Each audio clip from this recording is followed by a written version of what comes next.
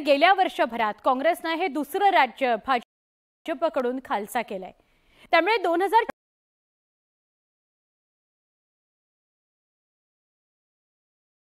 प्रश्न आहे।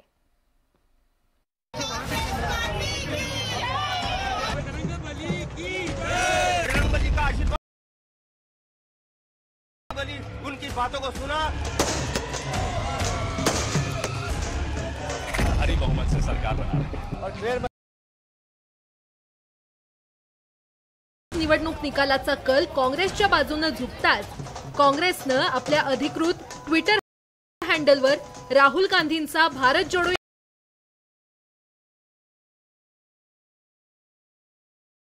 निवडणूक निकालात काँग्रेसने सुरुवातीपासूनच घेतलेली आघाडी शेवटपर्यंत कायम ठेवली। काँग्रेस आणि भाजपमधील अंतर सतत वाढत गेल्यामुळे कर्नाटकची सत्ता राखण्याच्या भाजपच्या स्वप्नांवर पाणी पडलं।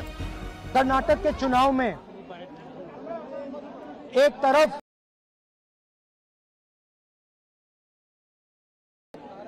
दूसरी तरफ गरीब जनता की शक्ति थी और शक्ति ने ताकत को हरा दिया। सबकी जीत है, सबसे पहले ये कर्नाटक की जनता की जीत है। मैं फिर से कर्नाटक की जनता को दिल से बधाई देना चाहता हूं। खरं तर या निवडणुकीत खरी लढत भाजप आणि काँग्रेसमध्येच झाली। भाजपने या प्रचारात मुख्यमंत्री आणि नेत्यांची फौज उतरवली होती।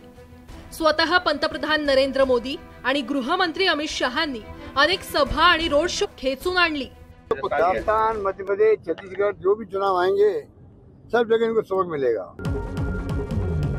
कर्नाटक विजय मरगळलेला काँग्रेसला उभारी देणारा आहे।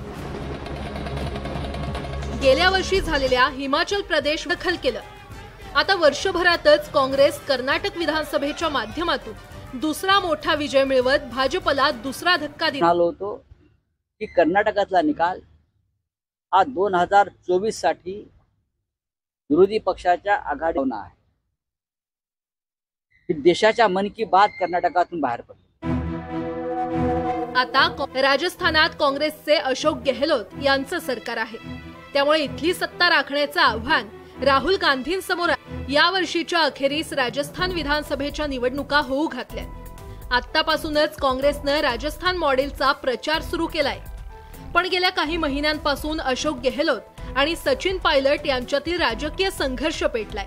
आता कर्नाटकच्या विजयानंतर या दोन्ही नेत्यांमध्ये मध्यस्थीचा प्रयत्न केला जाण्याची शक्यता आहे। राहुल गांधींनी भारत जोडो यात्रेच्या माध्यमातून कन्याकुमारी ते काश्मीर अशी पदयात्रा केली।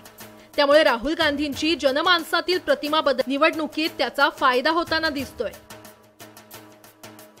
राजस्थान, छत्तीसगड आणि हिमाचल प्रदेशमध्ये काँग्रेसची सत्ता आहे आणि आता त्यामध्ये कर्नाटकची भर पडली आहे। पण 2024च्या लोकसभा निवडणुकीत काँग्रेस हाच खरा प्रश्न आहे। Bureau report, news 18 Lokmat. एक छोटासा ब्रेक घेऊया।